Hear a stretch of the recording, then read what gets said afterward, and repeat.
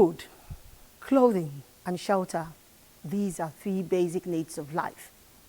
While there's no measuring tool to say which is the most important, the role of shelter is defined for both social, economic, and psychological balance of individuals. The UN describes shelter as key for the protection of human dignity, reducing vulnerability, and could provide livelihood opportunities. While some build their shelter, others rent. Now, considering all the good reasons that back shelter as a fundamental human need, it is pertinent to investigate how affordable it is to rent decent shelter in Nigeria today. That is the crux of our discourse on this edition of Dateline 360. Thanks for joining me. I am Omotola Omojola.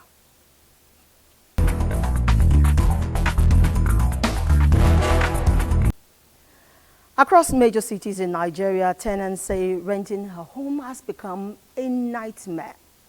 Experience by many show that house rent rises faster than salaries and far beyond regulation.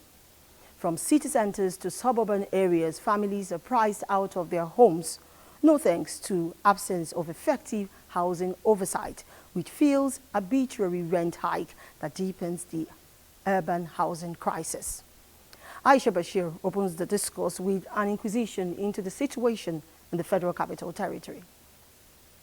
Shelter in Abuja has transitioned from a fundamental human need to a critical socio-economic determinant of survival, as skyrocketing rental costs, often rising by 81% to 105% in early 2026, severely threatening the livelihood of residents. This situation, sector experts affirm, threatens residents' livelihoods.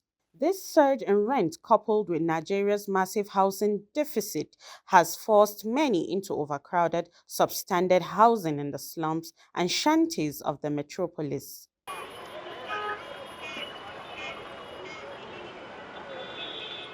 For others who can deal, the outskirts of the city becomes the alternative, oftentimes creating profound economic, social, and security pressures for those involved. Civil servant cannot even stay in Abuja, the city center. I am a civil servant, but I cannot even stay in city center. I can't even stay in Karo because it's not easy. The rent over there is like, it has skyrocketed like ×3 to compare with what it used to be. Development experts link affordable housing to economic stability and note that high rent drains disposable income, leaving less for food, education, and healthcare. There are gaps from the regulatory bodies, you understand, in as much as some of the landlords are being greedy, but there are policies that are set aside by the government to tackle this whole thing, but then there are no enforcements on them. In Abuja, the housing market experiences a phenomenon tagged landlord inflation. Here, increase in rents vastly outpace the national inflation rate, a situation that widens the gap between the rich and the poor, making the city increasingly elitist. The truth of the matter is nobody can do anything about it because the owners of the houses, that is the landlords, they go to the same market as you and I. Most of these landlords have these houses as retirement plans. That is all they know. That is the kind of business they know. So the moment they are out of probably the kind of job that they are doing, the houses, the rental income from some of these houses is what they rely upon. It is a case of constant anxiety for the average Nigerian tenant. While he contends with eroding his wages on one side, there is also gallop in his rent he must live with. Lagos and Abuja are the twin epicenters of the housing crisis, and sector experts say the absence of the effective rent control laws has allowed arbitrary increases to become the norm. Some tenants allege that landlords raise rents for flimsy reasons.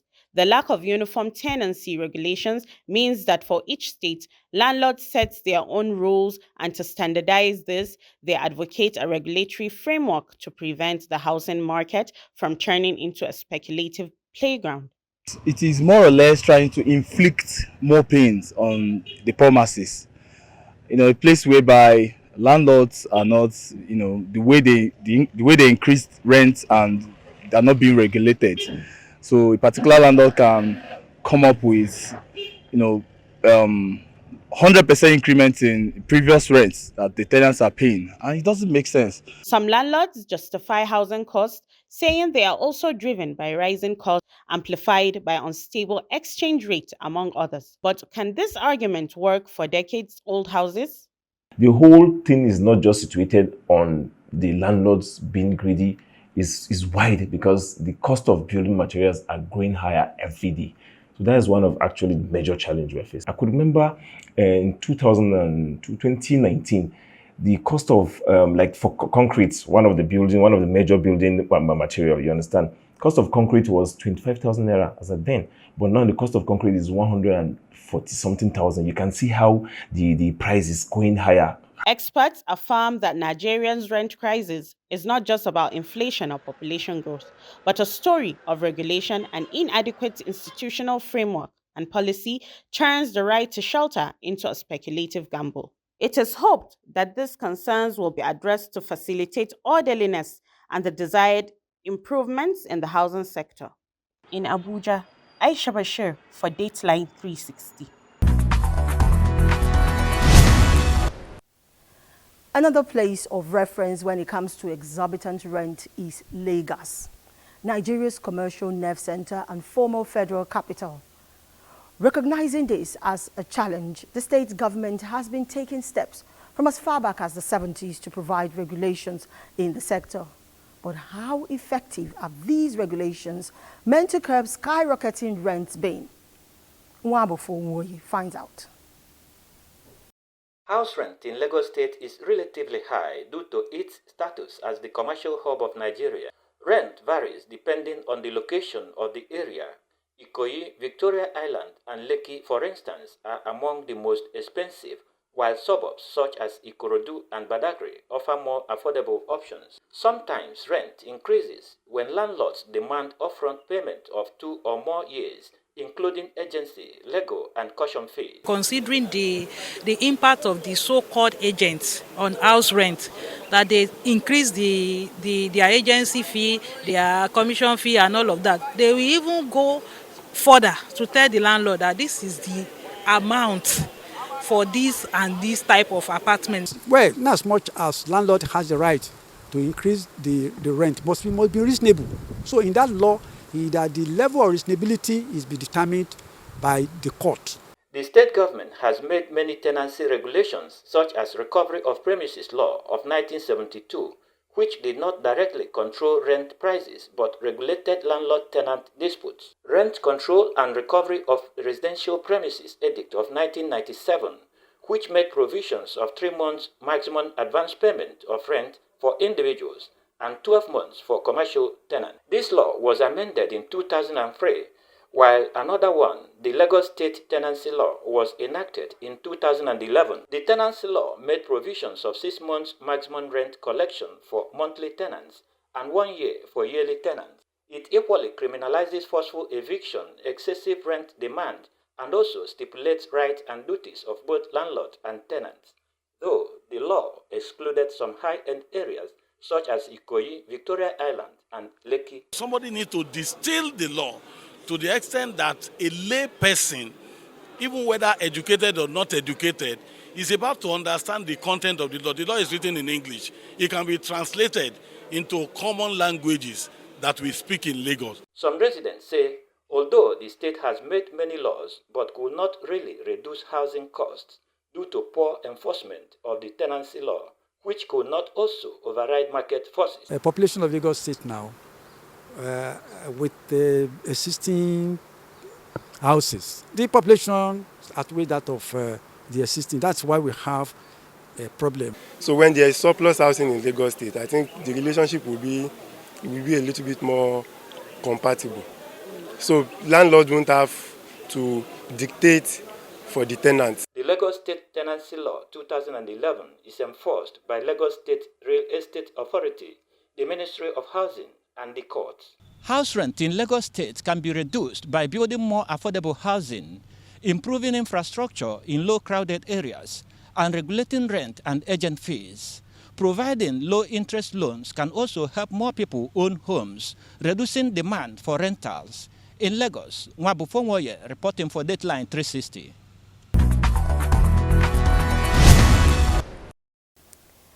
You know, there was once a time when the cost of house rent was reasonable because a lot of families practiced joint living where they share spaces and responsibilities until the demands of modernization and urbanization forced many out of communal living into private spaces.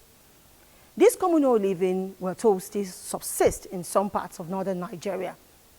Reporting from Kano, Masood Aliyu seeks to know if the practice has any impact on house rents or provides a shield against extortions by housing agents.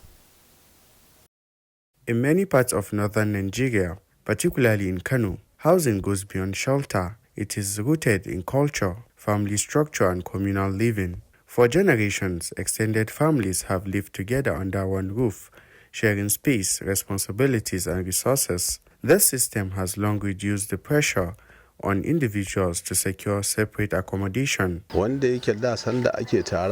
Before, we used to live together. The bond is very strong. You will find a father, mother, children, and grandchildren living together as one. But at that time, the population was not as large as this. This practice remains common in older neighborhoods, where large family compounds accommodate multiple households. But as urbanization increases and lifestyles evolve, the system is gradually changing. I leave my family house to reside in a rent apartment because I value my privacy. I don't want the situation whereby my brothers or sisters and even sometimes parents to interfere with how I run my house. So I value my privacy and I go for rent outside the family house. But the situation now is a bit complicated because of the economic crunch. The landlord does not seek for tenants' advice before increasing rent. We just see a notice to that effect. Kano's communal living eases housing pressure, but urban migration demand increases independent accommodation. Landlords, on their part, say rising cost of building materials and maintenance also affects rent, making it difficult to keep prices low while managing their properties. Sometimes it's the fault of the sellers. A buyer will bargain at a reasonable price, but the seller will not sell, hoping to extract premium price from the buyer. Despite these challenges, the Kano State government continues to work toward improving housing access, promoting fair rental practices, and supporting initiatives aimed at increasing affordable housing supply across the state. In Kano, Masood Aliyu, reporting for DATELINE360.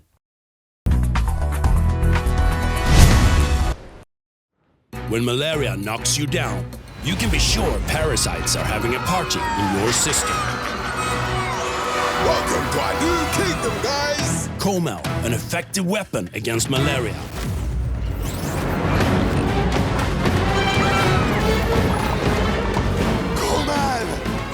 Attacking the parasite army directly to give you express relief and get you back on your feet effectively. Comel on malaria gone.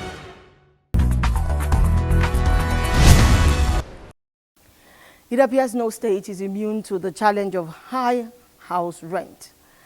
Let us now examine the legalities in house rentage and the practices in the process.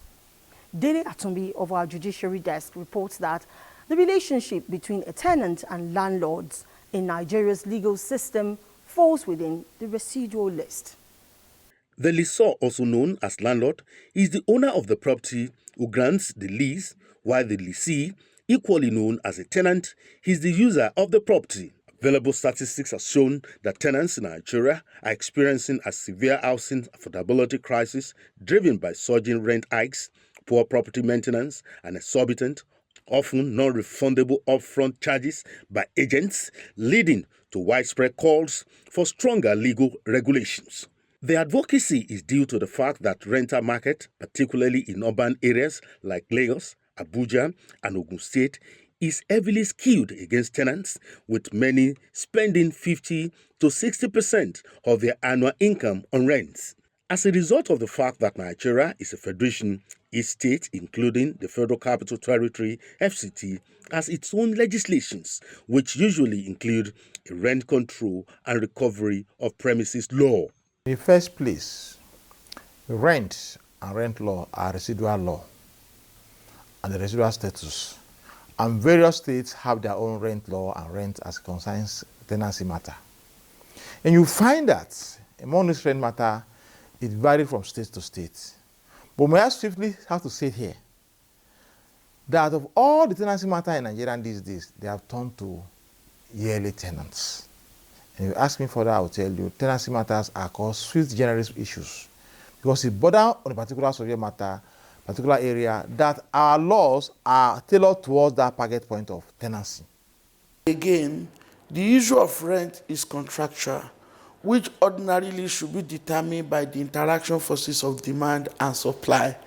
But if you leave it to the interaction forces of demand and supply, there's going to likely be exploitations on one side, particularly the stronger side, let's say maybe the landlord. So that is why you have several states putting a law in place to regulate issues of rent. So in other words, they don't just leave it to the interaction forces of demand and supply. They don't just leave it to negotiation, contract between parties. So sometimes they specifically provide law. Apart from this, the tenant-landlord relationship is equally guided by the law of contract when the agreement is signed by both parties. Under the law, both parties have rights and responsibilities. Law can checkmate it in many ways. You know, is the issue of part of self-help that the landlord agrees to give a third party his rights. That right given to the other person who is not the agent now becomes your landlord overnight. Some tenants don't even know their landlord. Oh yes, and is when court gives its judgment on these aspects. Because it's a violation of my right.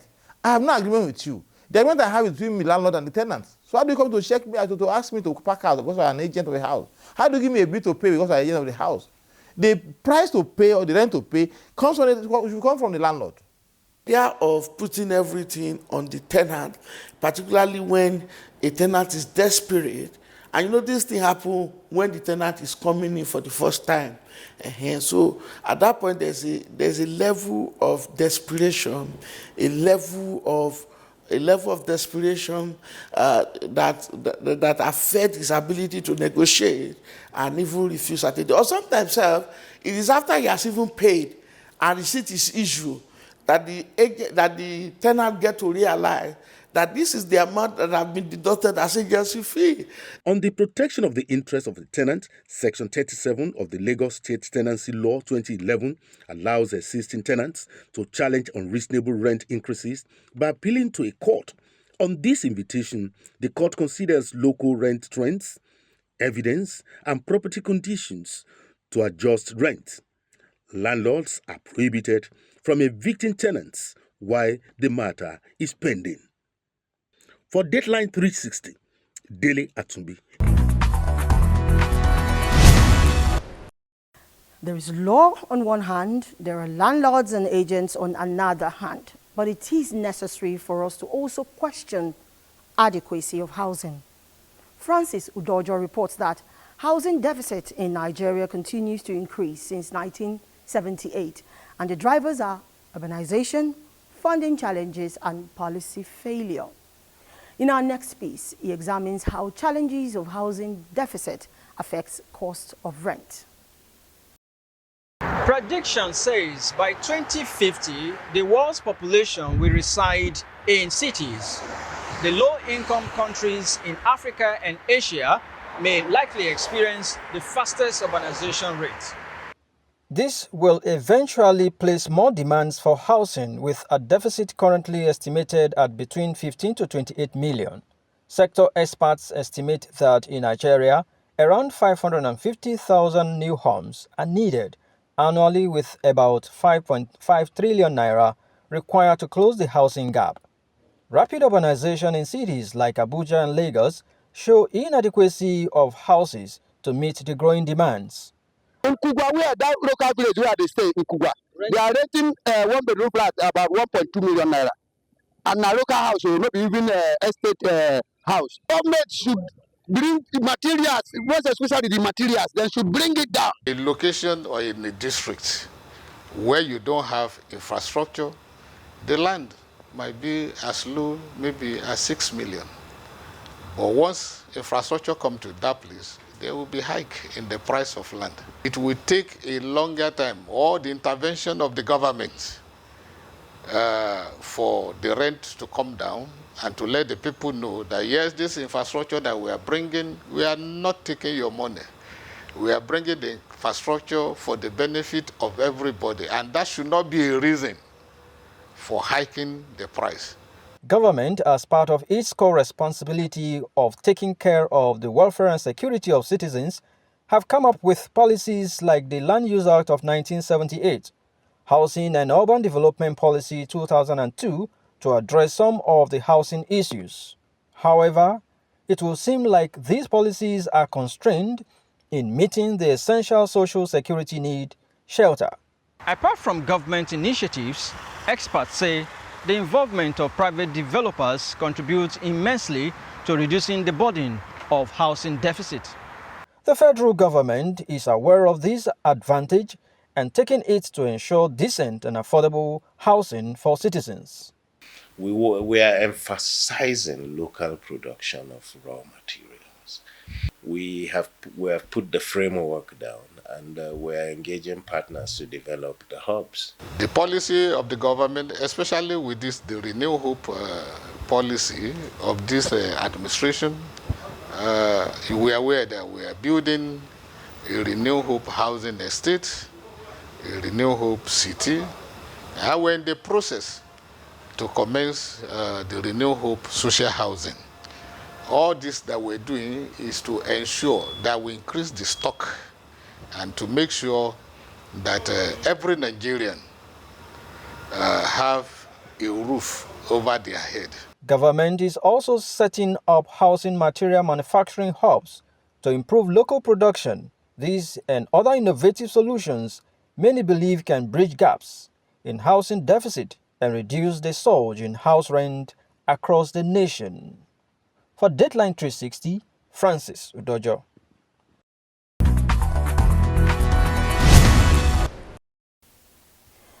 Good exposition there by Francis. Next, Maria Ado-Zachary takes us through how the rising cost of house rent affects us in real terms and how it affects the economy. Rising rents is affecting families, communities, small business owners, and salary earners. People are forced to move, communities are disrupted, and inequality is inevitably growing. Rent prices are often influenced by factors such as road conditions, access to power and water, and proximity to city centers. Data from the National Bureau of Statistics shows that housing and utilities accounted for 1.27 percentage points of Nigeria's total inflation in February 2026.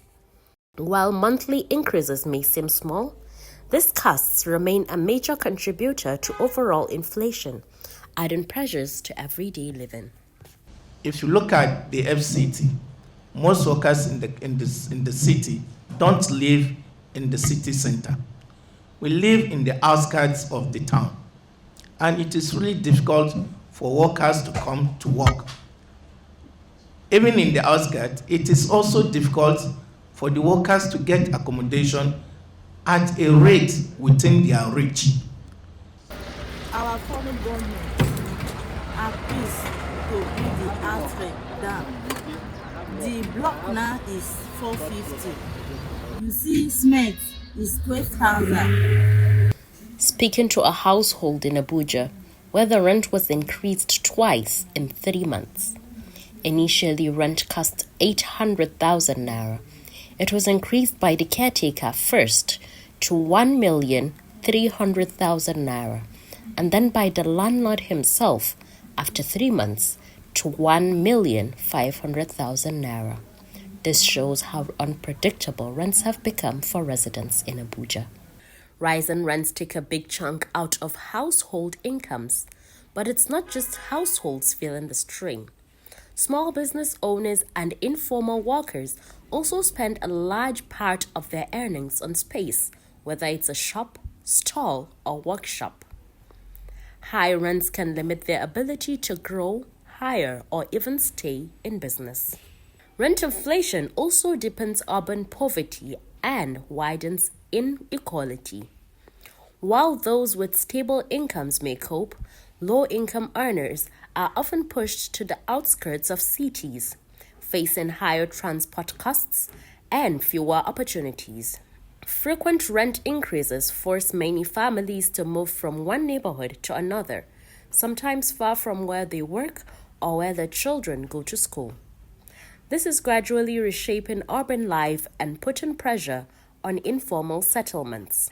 And when people spend too much on housing or long hours commuting, productivity drops. Unaffordable housing doesn't just affect families, it slows economic growth.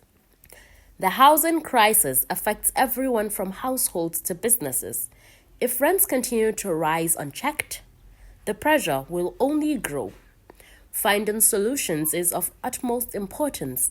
This will address productivity across the country and economic development. Maria Adwazakari, reporting for DATELINE360.